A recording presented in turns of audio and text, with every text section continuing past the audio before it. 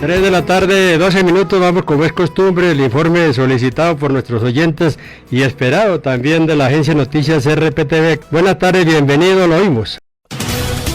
Panorama Nacional, Noticias RPTV, dirige Daniel Muñoz.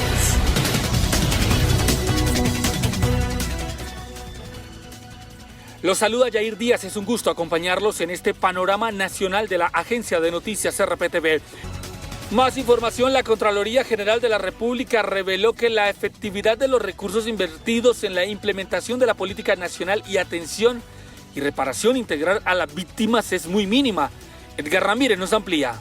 El conflicto armado en Colombia ha dejado más de 265.000 víctimas, como José David Negret, líder social de Montería. Nosotros fuimos desplazados en algún momento por las guerrillas, por las diferentes disidencias que están ancladas en el Urabá antioqueño. Víctimas que para ser reparados en los próximos 10 años invirtieron más de 142 billones de pesos.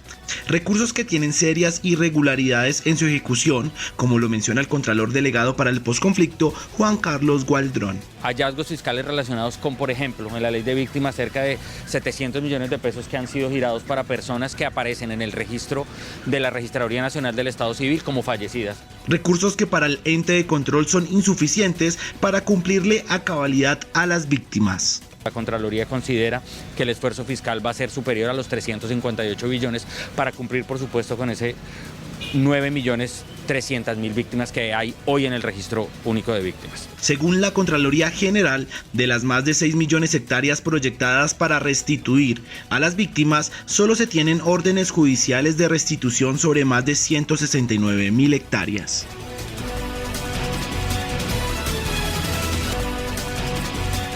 Muy bien, este era el panorama nacional de noticias RPTV. A ustedes que tengan un feliz día. Hasta pronto.